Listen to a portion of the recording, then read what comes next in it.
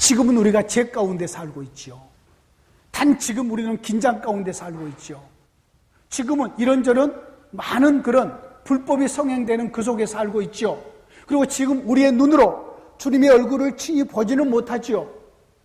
그러나 하나님과 우리와의 관계, 하나님은 우리 아버지 되시고 우리가 그분의 자녀 되는 관계, 하나님의 성령이 우리와 함께하는 관계, 이 관계는 우리가 지금 절정을 누리고 있다 그 말이에요.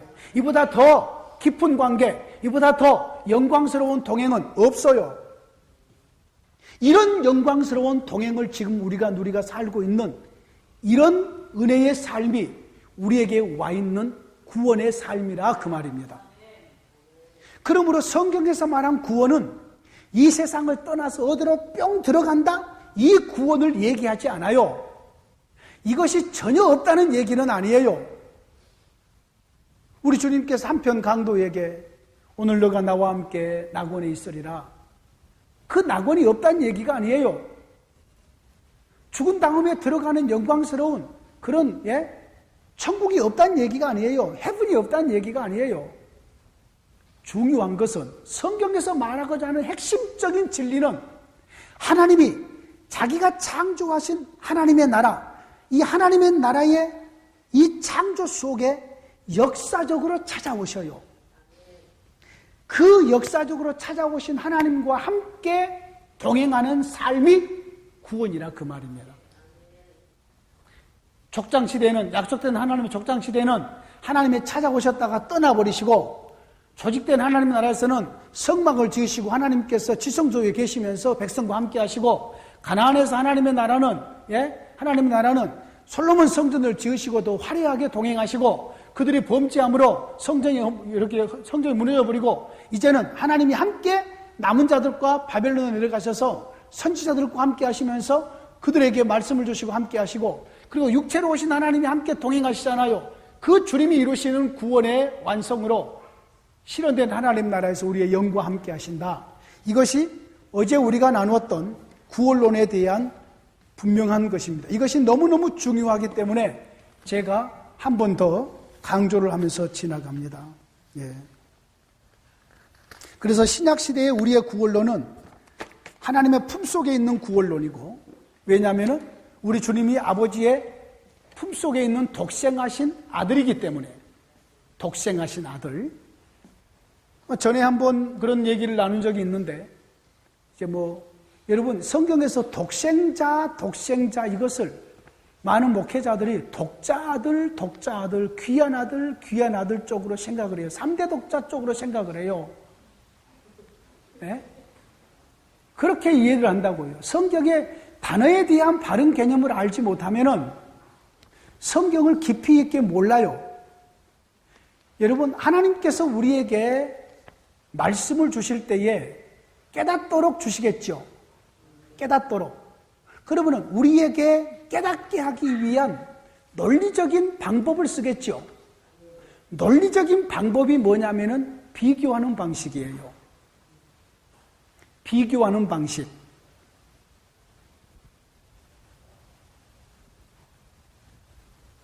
성경의 논리를 이끌어가는 방식이, 진리를 우리로 하여금 깨닫게 해가는 방식이 비교하는 방식이에요. 우리 주님이 하나님의 나라를 우리에게 설명할 때도 하나님의 나라는 마치 농부가 겨자씨 하나, 지극히 작은 겨자씨 하나를 심는 것과 같다. 그 겨자씨가 처음에는 모든 씨보다 작아요. 비교하지요? 다른 씨와 비교하지요? 심었는데 싹이 나서 나물처럼 되고, 나물보다 더 커져서 뭐가 되고, 더 커져서 나무가 되지요? 자, 하나님의 나라가 비록 갈릴리에서 시작되는 저 촌 나사렛 예수로부터 시작되는, 작게 시작되는, 모든 사람들이 관심도 갖지 않게 시작된 하나님의 나라가 점점 커져서 예루살렘과 온 유대와 사마리아와 땅끝까지 온 세계로 그의 나라가 커져가지요? 바로 겨자씨 비유가 그거지요? 작은 것과 큰 것을 비교하잖아요. 그렇죠? 마찬가지로 독생자라는 말도, 독생자가 어디서 처음 나오나요? 어느 복음서에서 나와요? 요한복음 1장에 나와요. 요한복음 1장 18절. 여러분, 요한복음 1장 15절부터 한번 펴보시기를 원합니다. 누구랑 비교를 하고 있는가 보십시오. 이것을 비교를 모르면 독생자의 의미를 몰라요. 누구와 비교를 해요? 요한복음 1장 17절쯤 있나요? 누구랑 비교를 합니까? 모세랑 비교를 해요. 모세와 연결시킨 것이 뭐지요? 율법이죠. 그렇죠? 율법이죠. 그렇죠? 율법은 누구로 말미암아 주어졌다? 모세로 말미암아 주어졌어요. 근데 은혜와 진리는 누구로 말미암아? 예수 그리스도로 말미암아 왔다고 얘기하지요. 18절 읽어보십시오.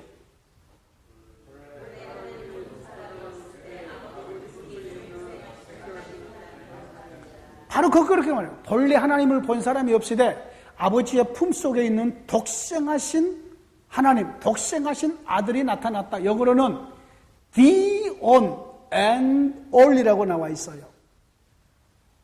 The one and only from God, the Father of God, 아버지 하나님으로부터 나오는 유일하신 분. 무슨 뜻이냐면 독생자라는 말은 구약에 하나님께서 율법을 주실 때에 모세로 말미암아 줬다는 거예요. 그러면 그 모세는 뭐냐? 하나님의 집의 종이에요. 모세는 누구냐? 사람이에요. 예? 그 모세로 말미암아 종을 통해서, 사람의 종을 통해서 율법을 줬다, 옛날에는.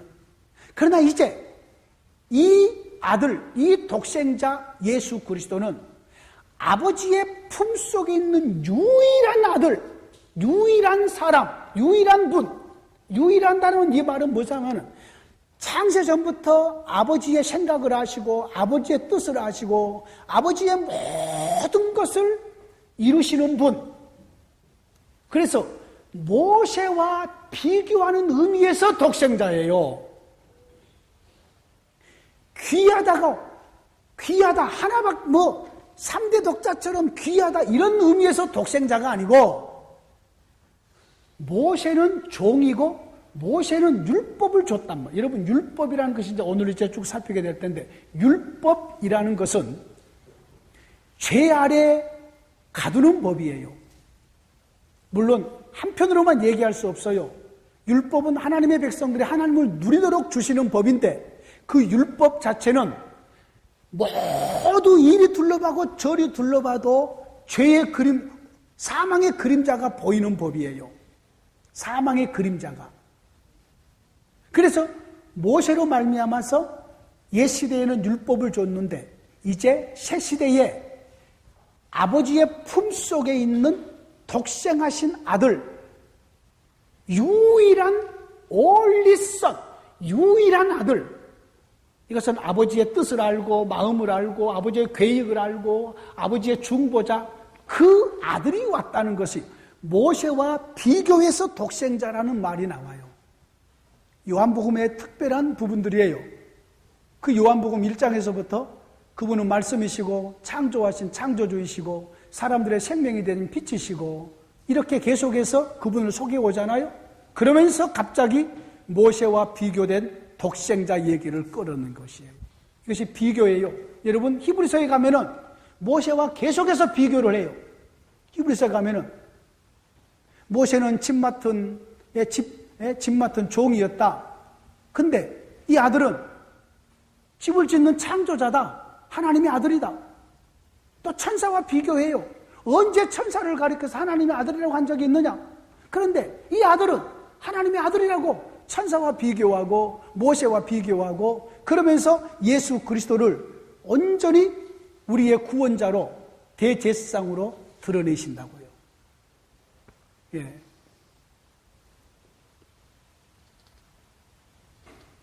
자, 오늘은 앞으로 가지고 오십시오. 오늘은 성전과 비교해서 성전을 통해서 하나님께서 어떻게 자신의 나라를 이루어 가셨는지를 살펴볼 것입니다. 예. 그래요.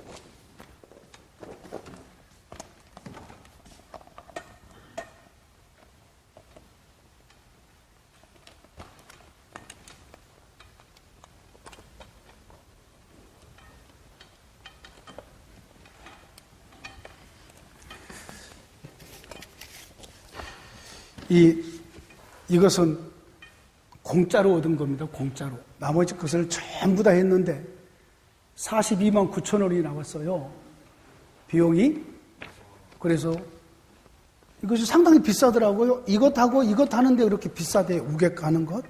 42만 9천이 나왔는데 이제 그쪽에서 미안했는지 내가 돈을 그냥 아무나 않고 보냈어요. 깎지도 않고. 그랬더니 또 이거 그림 하나 이것 해가지고 맞춰달라고 전화를 했더니 이것은 제가 그냥 해서 보내겠습니다. 라고 하더라고요. 그래서 이것은 공짜여서 아주 기분이 좋습니다. 내가요. 성막을 공짜로 만들었습니다. 아주 기분이 좋습니다. 여러분, 이 시내산 도식, 조직된 하나님의 나라에 이때에 모세에게 하나님이 율법을 주시면서 하나님이 누구이심을 계시하고 모세에게 율법을 주시는 그 율법의 가장 핵심적인 중심에 성막이 들어있습니다. 자, 여기서 우리가 무엇을 기억을 해야 되느냐면은 바로 이 상황이 성막과 모세의 율법이 되어 있는 이 상황이 하나님이 자기 자신의 나라를 계시하는 측면에서 처음 세상에 계시하고 드러내십니다. 이 말을 이해를 하셔야 됩니다. 비록 우리가 창세기를 펼쳐보면 아담에게 하나님께서 말씀하시고 여자의 후손을 약속하시고 타락한 이후에 노아에게 홍수를 하나님께서 세례 베푸시고 새롭게 그 백성을 출발하시고 아브라함에게 약속하시고 이삭과 야곱과 요셉과 쭉 얘기가 있지만은 하나님께서 모세를 통해서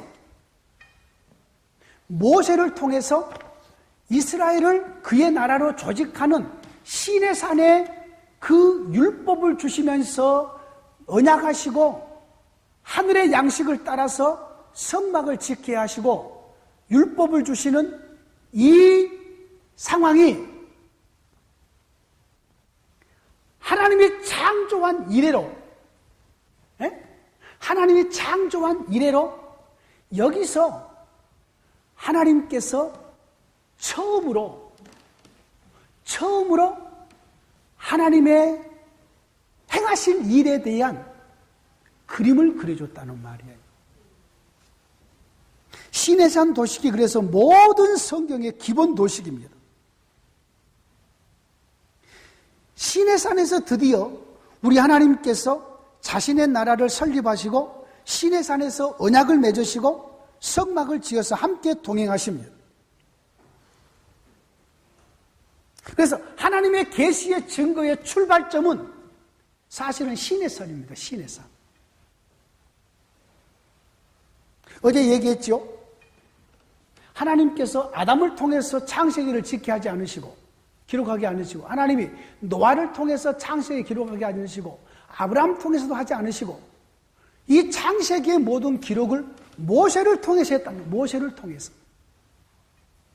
그러면서 창세기를 주시는 목적이 이스라엘 하나님으로서 내가 누구냐 이것을 드러내는 거예요. 이스라엘의 하나님으로서 내가 누구냐. 나는 너희를 창조한 창조의 하나님이다. 이것을 드디어 계시로, 기록된 계시로 하나님을 섬기는 법으로 성막으로 드디어 모세 때에 이것을 세상에 드러냈습니다. 하나님의 계시의 증거가 그러므로 시내산이 출발점입니다. 하나님이 앞으로 자기 백성을 위해서 일하시는 모든 도식이 바로 이 모세의 율법인 핵심적인 성막 속에 전부 다 들어있습니다. 제가 지금 성막론을 얘기하려고 하는 것이 아닙니다. 성막에 번지단이 무엇이고 떡상이 무엇이고 향품이 무엇이고 법궤가 무엇이고 물두멍이 나 이걸 얘기하려고 하지 않아요. 이번에 전혀 얘기하지 않습니다. 큰 틀을 얘기하는 겁니다. 큰 틀. 이전에 하나님의 역사가 창조로부터 진행이 되었다고 할지라도 하나님께서 어떻게 자기 백성과 함께 하실 것인지, 어떻게 장차 하나님의 나라를 완성할 구원의 방식을 이루어 갈 것인지, 그 모든 도식이 전부 다 시내산에서 출발한다 그 말입니다. 그런 의미에서 시내산의 이 도식이 성경의 이전을 해석하고 성경의 이후를 해석하는 토대가 됩니다. 토대. 해석의 토대가 된다고요. 이전의 모든 성경의 해석을 시내산의 개념으로 설명이 가능합니다. 모세 때에 이 계시가 주어졌습니다. 하나님의 경륜이 여기서 이제 구체적으로 집행됐다는 의미로 구원 역사의 시대를 이렇게 해석을 해가고, 이스라엘을 여기서 새롭게 조직하고 출생하고 출발한다는 의미에서 앞으로의 모든 이스라엘의 모든 배경은 모세의 율법과 시내산의 도식이 모든 것의 베이스가 됩니다. 베이스가. 모세 언약이 그러므로 토대입니다. 모세 시대 때 하나님께서 그 영을 부으시고 모세로 하여금 자신의 일을 하게 했습니다. 모세를 통해서 이스라엘을 자기 백성 삼으시고 그들과 함께 거하십니다. 아브라함 때에 너와 너의 후손이 하나님 되시기로 약속은 했지만은 모세 때에 우리 하나님께서 그의 나라를 조직을 하시고 그리고 그의 백성들을 가나안을 향해서 출발을 시키십니다. 그러므로 모세 때의 모든 내용들이, 모세 제도가 신구약 해석의 열쇠가 됩니다. 여러분 보십시오.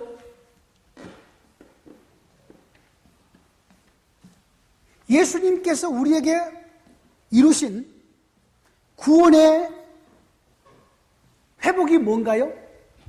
하나님의 이 우리와 함께 계시면서 우리의 몸이 성전됐다는 표현을 하지요. 고린도전서 3장 16절, 6장 19절, 20절. 너희는 너희 몸이 하나님의 성전인 것을 알지 못하느뇨. 하나님의 성전이 거룩하니 너희도 거룩하다. 너희는 너희의 것이 아니라 값으로 산 것이 되었으니 너희 몸으로 하나님께 영광을 돌리라 하면서 우리의 몸이 하나님의 성전인 것을, 자, 우리의 몸이 성전이 됐다. 제가 거듭 강조하잖아요. 우리의 몸이 성전이 된 이 상황이 하나님께서 과거로부터 일해오는 모든 일에 대한 열매고 절정이라니까요. 하나님의 영이 우리 가운데 오심, 우리의 몸을 성전 삼고 오심. 그러면 이 그림이 구체적으로 하나님이 계시로 드러나 그림으로 하늘에, 여러분, 모세의 성전은, 이 성막은 하늘에 있는 성막의 모형이라고 히브리서에서 얘기하죠. 그렇게 얘기해요. 하늘의 모형으로 주셨다고 얘기해요. 자, 그렇다면 이 성막이 어떤 의미인가요? 하나님께서 자기 백성과 함께 하시면서 교제하시는 곳이 성막이잖아요.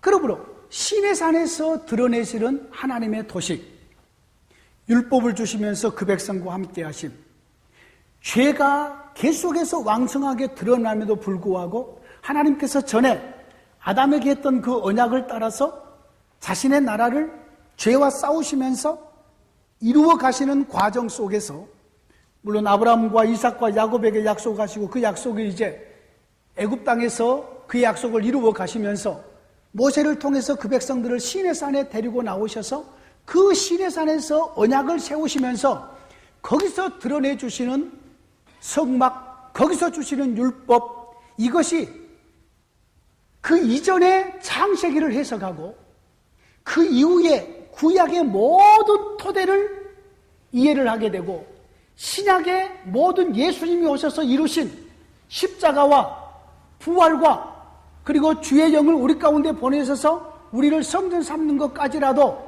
전부 다 그 그림의 태동이 어디냐면은 성막입니다. 이때 모세의 시내산의 도식이에요.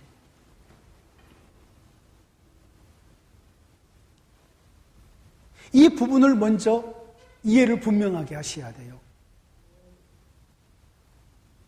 이때에 하나님께서 드디어 시내산에서 드디어 하나님께서 어떻게 그 백성과 함께 할 것인가? 어떻게 그 백성과 교제할 것인가? 그 교제를 어떻게 아들 안에서 완성하실 것인가? 그것을 이 시내산에서 성막을 통해서 하나님이 구체적으로 드러내셨기 때문이에요. 구체적으로. 그 이전에는 아브라함, 이삭, 야곱 때에 구체적으로 드러내는 바가 없어요. 어떻게 하나님이 너희와 함께 하실 것인지, 어떻게 너희를 회복할 것인지, 언제 나에게 와서 제사를 드릴 것인지, 무엇으로 와서 제사를 드릴 것인지 구체적으로 어떤 그림이 없어요. 그런데 모세 때에 드디어 시내산에서 하나님께서 율법을 주시고 언약을 맺으시고 성막을 지키게 하심으로 여기서 하나님께서 구체적으로 그 백성과 교제하는 방식을 알려주시고 그 백성의 죄를 어떻게 사할 것인지 알려주시고 그리고 장차 이 땅의 성막이 어떻게 아들 안에서 완성될 것인가를 보여주기 때문에 역사는 그렇게 진행가기 때문에 시내산의 이 도식이 신구약 성경의 토대이고 그리고 하나님의 계시의 출발점입니다. 출발점. 구약과 신약의 해석의 열쇠입니다. 이제 하나님께서 한 땅에 살기로 하시고 하나님께서 한 장막 안에서 살기로 그렇게 보여주셔요. 하나님은 온 세상에 충만하시지만 바로 이 시내산의 도식 속에서 율법을 주시면서 성막을 주시는 그 도식 속에서 내가 너희와 함께 한 땅에 살겠다. 내가 너희와 함께 한 장막 안에 살겠다. 비록 이때는 피 흘림으로 하나님께서 그 백성들을 만나시지만 왜요? 죄 문제가 처리되지 않았기 때문에. 비록 이때는 종처럼 하나님께서 대하시지만 실제로는 종이 아니고 자기 백성이지만 이스라엘을 거리를 두시고 그 백성과 교제하시지만 그래도 하나님께서는 여기서 드디어 내가 한 땅에서 한 장막에서 너희와 교제할 것이고 너희와 만날 것이다 라는 정말로 놀라운 도식을 여기서 보여주시는 거지요. 그리고 나서는 이제 이것이 점점 아들 안에서 완성되어서 우리에게 완성되어진 것이 우리의 구원이고 그렇게 완성해 가시는 것이 하나님의 나라예요. 그래서 요한복음 14장에 보면은 내가 너희에게로 와서 영원히 너희와 함께 살겠다라는 그 말을 원문에 보면은 내가 너희 속에 인텐트, 너희 속에 텐트를 치고 그리고 in live, 너희 안에서 내가 살겠다라고 말해요. 구약의 성막에 대한 언어를 그대로 끌고 와요. 내가 너희 안에 텐트를 치고 살겠다.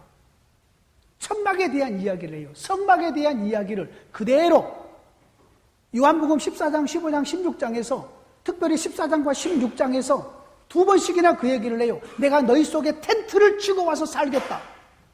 시내산 언약의 그 모든 도식이죠. 그 출발점이죠. 그래서 구약의 모든 구약 제도는 전부 성소와 연결되어 있습니다. 여러분 보십시오. 구약의 모든 제도는 이 성막과 연결이 되어 있어요. 하나님의 성소와. 하나님의 성소, 이것이 하나님의 그 백성과 만나는 장소일 뿐만 아니라 그래서 구약의 모든 이스라엘 백성들의 중심에 하나님의 성막이 들어있어요. 중심에. 모든 율법의 핵심이 바로 성막에 들어있습니다. 그래서 레위기서가 구약과 신약의 토대예요, 토대. 어떻게 하나님을 섬길 것인가? 언제 섬길 것인가? 누가 와서 섬길 것인가? 이런 것에 대한 토대예요. 여러분 보시면 예수님, 우리의 대제사장이죠? 대제사장의 직분이 어디예요? 성막이에요, 성막. 네? 성막. 대제사장. 주님이 우리의 화목제물이 되셨죠?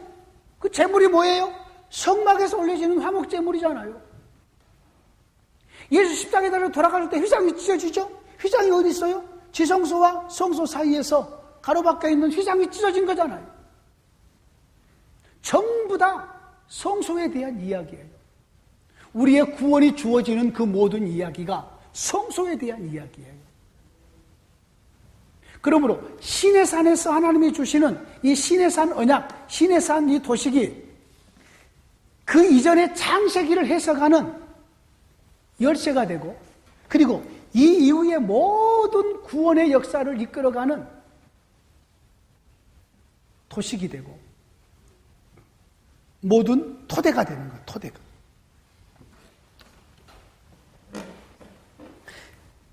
신약도 여러분 전부 성소와 연결되어 있습니다. 성소와. 예수님의 십자가의 죽으심, 제물이 되심, 단번에 영원한 제사를 드리심, 이제 구약의 모든 제사를 끝내시고 새로운 교제의 방식으로 교제하실 것을 드러내시지요. 이것이 예수님이 우리에게 이루시는 구원의 모습이지요.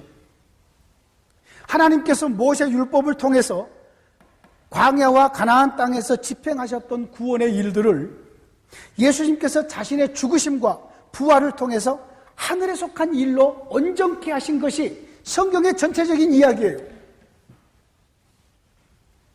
이 한마디가 성경을 한눈에 딱 요약한 이야기이기도 해요. 옛 시대의 하나님께서 모세를 통해서 광야와 가나안 땅에서 성전을 중심으로, 성막을 중심으로 교제하시고 동행하셨던 그 일들을 이제 아들의 죽음과 부활을 통해서 하늘에 속한 질서로 완성하신 것이 성경의 이야기들이에요. 아까 성경의 핵심적인 줄거리가 하나님께서 어떻게 자기 백성을 사랑하시고 기뻐하시며 영원토록 함께 동행하시는가, 이것이 성경의 줄거리라고 그랬죠? 성경의 총 주제는 하나님의 나라이지만 성경의 줄거리가 어떻게 하나님께서 자기 백성을 사랑하시고 기뻐하시면서 영원토록 동행해 가시는가, 그건데 옛 시대에는 땅에 세워진 성막에서, 성소에서 하나님께서 사람을 세운 제사장과 함께 그 제사장을 통해서 그 백성을 만나시고 그 백성과 교제하시는 그 하나님이 옛 모세의 율법 아래서 성막을 통해서 집행되었던 하나님과의 교제와 동행이 이제는 새 시대의 아들 안에서 아들의 십자가와 부활을 통해서 하늘의 질서로 완성되는 이야기가 성경에 대한 총 이야기라 그 말이에요. 여러분 이해가 되신가요? 여러분 구약은 전부 다 땅이에요. 신약은 전부 하늘이에요. 그러므로 땅에 속한 구원과 하늘에 속한 구원으로도 구분을 해요. 구속사에서 땅에 속한 것은 아직 죄의 질서 아래에서 묶여 있는 것이에요. 그래서 구약의 율법에 사망의 죽음의 그림자란 말이 그런 뜻이에요. 그런데 이제 신약의 아들 안에서 하늘에 속한 영광스러운 하나님의 품속에 있는 말할 수 없는 부요한 그러한 구원의 은혜들이 주어지고 그런 교제가 이루어지는 거지요. 그래서 저와 여러분들이 이런 좋은 시대에 하나님을 아빠, 아버지라고 부르면서 살아가고 있는 거지요. 여러분 사도들의 복음의 증거는 하나같이 이것입니다. 신약의 사도들의 증거는 신의 산에서 설립된 하나님의 나라가 어떻게 예수 안에서 하늘에 속한 나라로 완성되었는가